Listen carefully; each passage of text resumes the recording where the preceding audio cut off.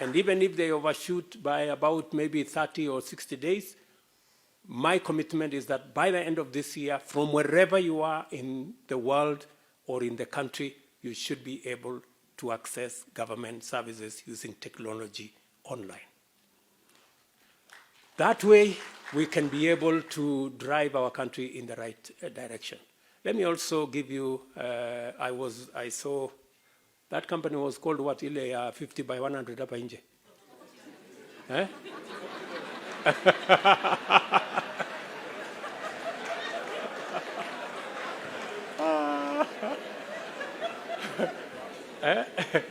Ile kampuni ya plot hapo nje inaitwa nini? Yani, you guys, mumelete mambo ya 50 by 100 baka Rwanda.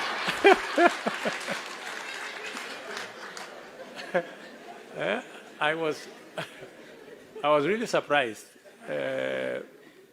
So, the good news on this 50 by 100 story, the good news is that I will be launching maybe in the next 2 weeks or so a new Boma Yangu initiative where from wherever you are now, you can buy our low-cost housing units, even from here. And you can buy our affordable, let me put it, affordable housing units from wherever. And you can buy it in any part of Kenya. You don't have to buy a unit in your village or your town. You can also buy it in whichever other facility that we are doing. The good news again is that we now have land that has been committed to us for this purpose. The decision we made is, all of you know, one of the largest or one of the most difficult, what makes home ownership difficult in Kenya is the price of land. Sindio? Hii 50 by 100 story hapa. So what we have decided is that we are going to make land available for free.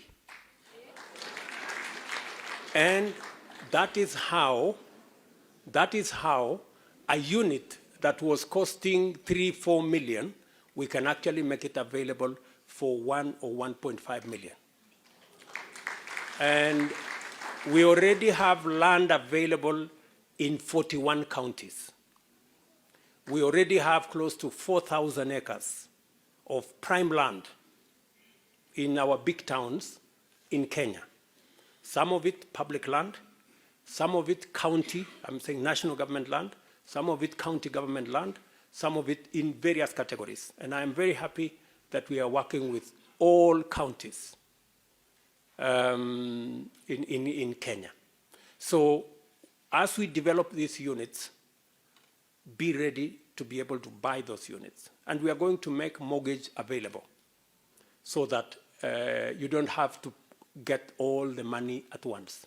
You can get money. And the Boma Yangu program, I am sure, Madam Rosalind, please work with your colleague in housing so that as you go around, please let them know how they can buy the housing units back at home.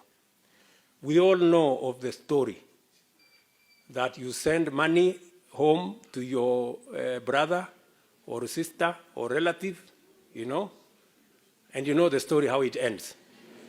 They go and take a photograph of your neighbor's building, they send it to you and tell you, we are making progress, send more money. And finally, when you arrive home, there is no house. Sindio? So we want to sort out that problem for you. You don't have to run into trouble with your friends or relatives. You can now trust the government of Kenya to do the building of the housing units for you, and it is a sure way of owning a property way back at home. By no means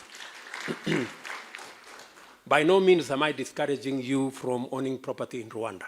Please own some property in Rwanda. And in fact, I will take up the request of Boniface that instead of being allowed 300 square meters, I'm going to have a, if you had told me earlier, I would have sorted out this problem.